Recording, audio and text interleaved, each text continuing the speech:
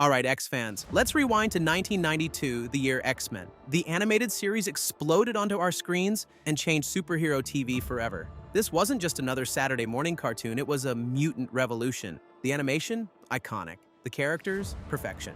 The drama? More intense than a Wolverine vs. Cyclops love triangle. It wasn't just about superpowers, it was about being an outcast, a fighter, a survivor. And today we're breaking down the entire action-packed saga from start to finish. Let's go! Imagine waking up one day with powers that could change the world, but instead of being celebrated, you're hunted, feared, and treated like a threat. That's life for mutants. Some can fly, some have super strength, and some can read your deepest, most embarrassing thoughts. Sorry, buddy. But instead of handing them capes, the world slaps them with the Mutant Registration Act and builds Sentinels, massive mutant hunting robots that make Terminators look friendly. This is where Professor Charles Xavier steps in, a telepath with a dream.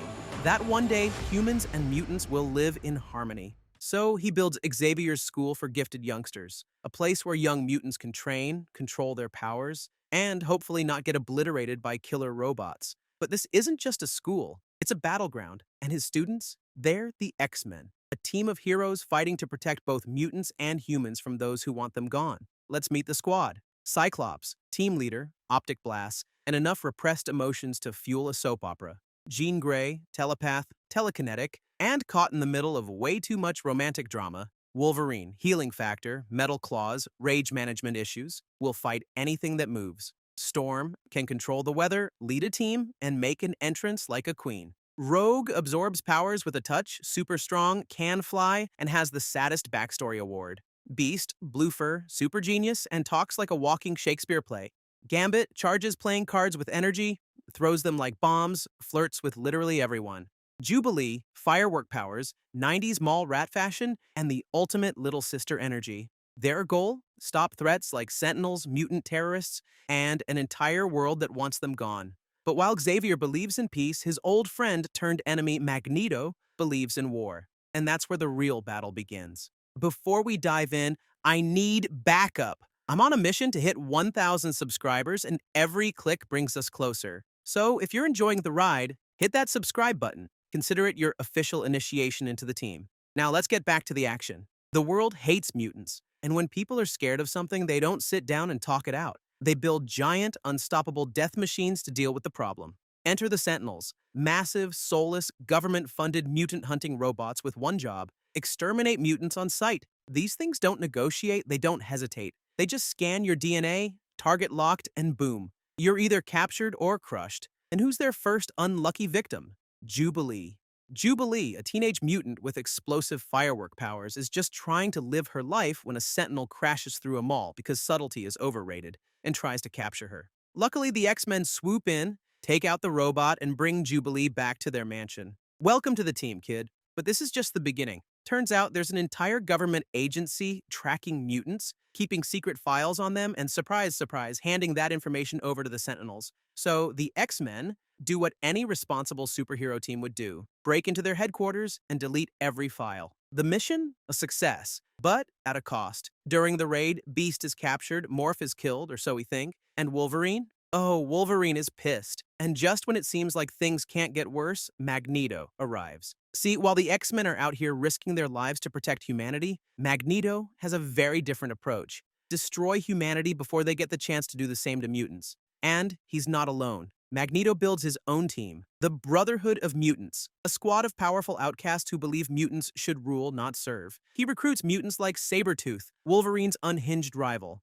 Mystique, shape-shifting master of deception, and Juggernaut, an unstoppable tank of destruction. With the government hunting them down and Magneto launching a full-scale war, the X-Men are caught in the middle of a fight they might not survive. And this is just the start of their nightmare. You'd think battling killer robots and supervillains would be enough drama for one lifetime, but nope. The X-Men's real struggle? Their personal lives. Because when you throw a bunch of superpowered outcasts into a mansion together, things are bound to get complicated. Let's start with the messiest love triangle in superhero history: Cyclops, Jean Grey, and Wolverine. Cyclops, the fearless leader with optic blasts, loves Jean, the team's powerful telepath. Jean loves Cyclops, but Wolverine? Oh, he is down bad for Jean. Like, full-on, I'll fight a war for you. Levels of obsessed. The problem? Jean isn't leaving Scott, and Logan isn't taking the hint. And this isn't just some harmless workplace crush. This tension bleeds into battle. Imagine trying to save the world while your team leader is secretly mad-dogging you through his visor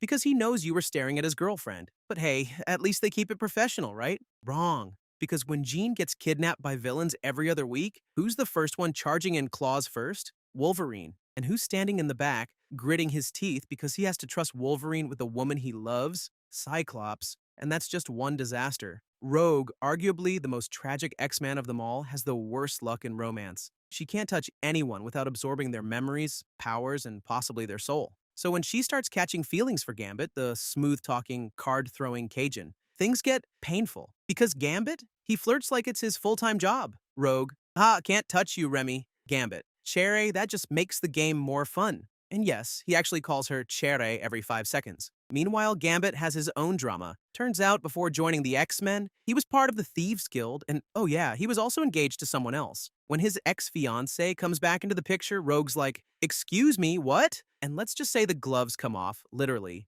And then there's Beast, the team's blue-furred genius. The guy is smart enough to outthink a Sentinel, but when he falls for a blind human woman named Carly, society makes sure their love is damn near impossible. Why? Because humans don't just fear mutants. They straight up riot at the idea of a mutant dating one of them. So, what does Beast do? He lets Carly go to protect her, because even in the middle of all this chaos, he's still a gentleman. Cue the heartbreak. But the ultimate betrayal? Remember Morph? The fun-loving shapeshifter who died in battle? Yeah, turns out he didn't die. Instead, he was brainwashed by Mr. Sinister, a villain obsessed with mutant genetics. And when Morph returns, he's not the same. He's unstable, he's angry, and worst of all, he hates the X-Men. So what does he do? He infiltrates the mansion, disguises himself as different teammates, and turns them against each other. It's one of the darkest moments in X-Men history, because the X-Men trusted him, and now they have to fight their own friend. Love, betrayal, mutant drama. Saving the world is hard, but surviving each other? That might be even harder. As if the X-Men didn't have enough problems,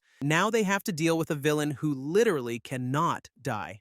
Enter Apocalypse, an ancient mutant who has been around since before the pyramids and whose whole philosophy is survival of the fittest. If you're weak, you don't deserve to exist. Apocalypse doesn't care about mutant rights, world domination, or politics. He just wants to burn civilization to the ground and rebuild it in his own image. And the worst part? He's immortal. Shoot him, stab him, blast him with optic beams. He just gets back up. And guess who decides to work for this guy? Mystique. That's right, the shape-shifting queen of deception decides that joining an all-powerful, unkillable mutant god is a great career move. And as if that wasn't bad enough, she brings her own super dysfunctional family drama with her. Because here's a twist. Mystique is actually the mother of Nightcrawler. Yep, turns out before she became Magneto's right-hand woman, she abandoned her blue-skinned, demon-looking baby in a river. Mother of the Year, ladies and gentlemen. Nightcrawler grows up to be one of the most kind-hearted, heroic mutants on the team. But when he finally meets his birth mother,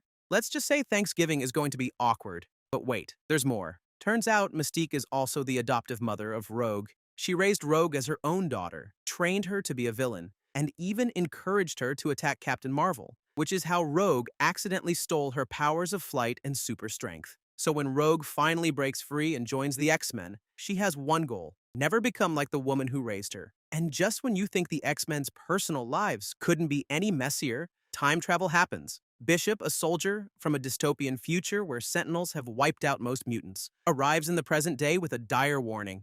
One of you is going to betray the X-Men, and I'm here to stop it. Cue paranoia. Cyclops? Jean? Gambit? Who's the traitor? Bishop is convinced that Gambit is the backstabber, but here's the problem. Bishop's memories are a scrambled mess, so he's not even sure if he has the right timeline. And then, in a massive plot twist, we find out that the real culprit is Mystique, disguised as Gambit, trying to assassinate an anti-mutant senator. But because the X-Men stopped her, the timeline is still screwed. The future is still a dystopian wasteland, the Sentinels still win, and Bishop? He just wasted a one-way ticket to the past for nothing. And if that wasn't enough time travel insanity, let's talk about Cable. Cable is a time-traveling warrior with a metal arm, big guns, and an even bigger grudge. His number one enemy? Apocalypse. And here's where things get really crazy. Cable is actually the son of Cyclops and Jean Grey. Well, technically, he's the son of Cyclops and a clone of Jean Grey, but listen, we'd need another hour-long video just to explain that mess. The important thing is that Cable exists, and he's on a mission to wipe Apocalypse from existence before the future turns into Mad Max with lasers. So now the X-Men aren't just fighting villains in the present. They're dealing with alternate futures, past betrayals, and wars that haven't even happened yet. And things, they're only going to get worse. Because next, the Phoenix rises. Up until now, the X-Men had fought killer robots, time-traveling soldiers, and an immortal mutant god, but nothing could prepare them for what was coming next. Because this wasn't just a fight for Earth, this was a battle for the entire universe. It all starts with Jean Grey. She's already one of the most powerful mutants on the team. But after a routine space mission goes horribly wrong, Jean gets exposed to a massive cosmic energy force. Instead of dying in a fiery explosion like a normal person, she absorbs the energy, is reborn,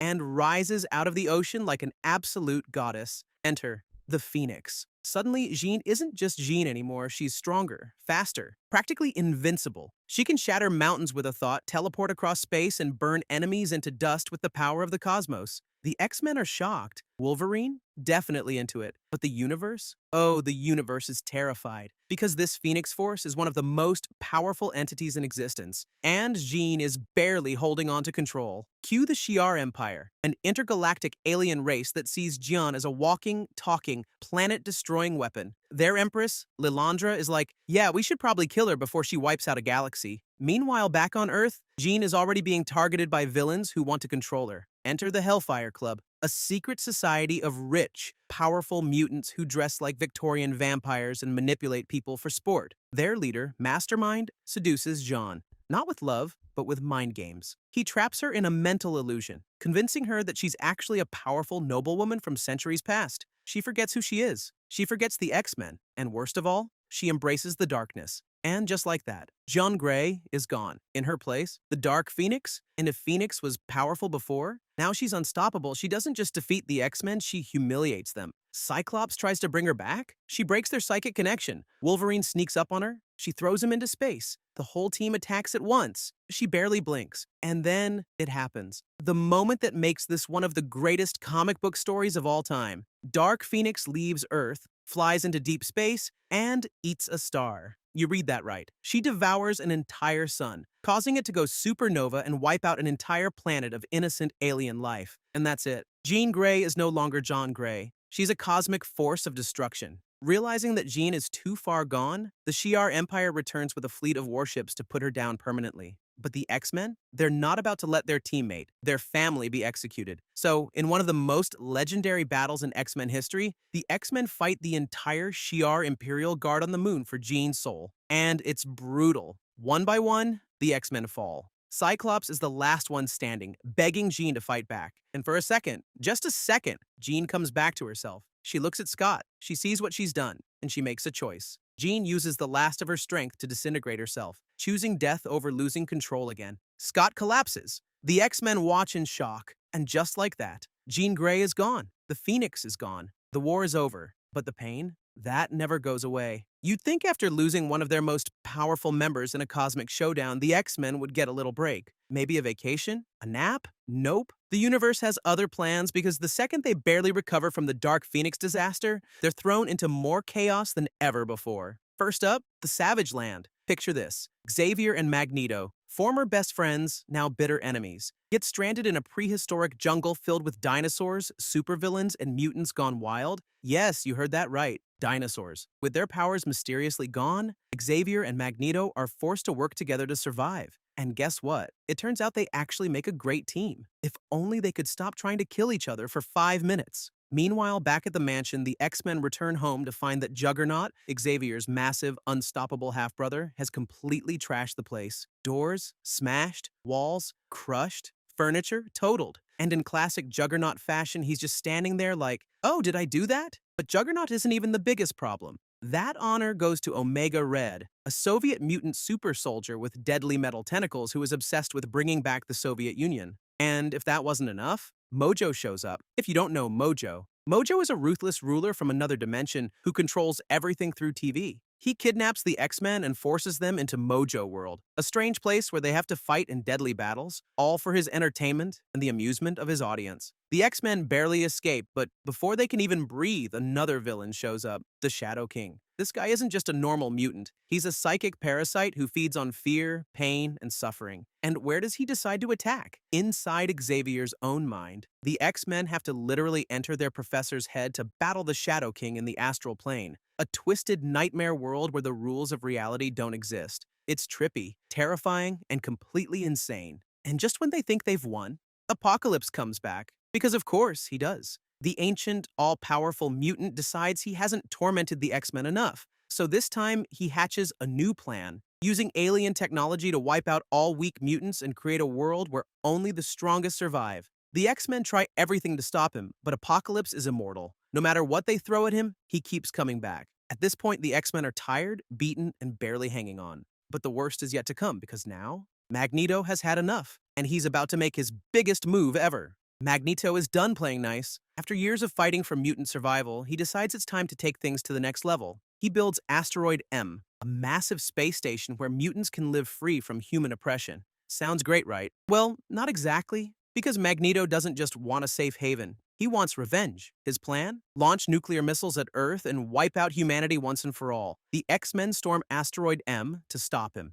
leading to an explosive battle where Magneto is betrayed by one of his own followers. The station is destroyed, and Magneto barely escapes. But while Magneto is down, another villain is about to make his final move. Apocalypse returns again. This time, he's stronger than ever. He kidnaps the world's most powerful psychics, including Jean Grey and Professor X, to fuel his latest plan, erasing all of existence and reshaping it in his image. With the help of Magneto, yes, Magneto, the X-Men launch a desperate final attack. The battle is massive. Mutants, villains, and time travelers all join forces against Apocalypse. And in the end, the X-Men win. Apocalypse is finally defeated, and reality is saved. But the victory comes at a cost. Professor X is gravely injured. The only way to save him? Leaving Earth forever to heal in deep space with the Shi'ar Empire. The X-Men watch as their leader, their mentor, their family, is taken away, leaving them to carry on without him. The war isn't over. The world still fears mutants. But the X-Men? They'll keep fighting, because that's what they do. With Professor X gone, the X-Men are left to carry on his dream, protecting a world that still fears them. They've stopped Magneto, defeated Apocalypse, and even saved the universe, but their mission is far from over. Mutants are still hunted, villains are still out there, and the X-Men, they don't wait for the fight to come to them. They stand up again and again, because that's who they are. They're not just a team, they're a legacy. And if there's one thing history has taught us, it's that the X-Men always rise again. Now, if you made it this far, you're officially part of the X family. And like any good team, we've got one mission left. Hit that subscribe button and join the squad. Because the next battle, it's just getting started. See you in the next one.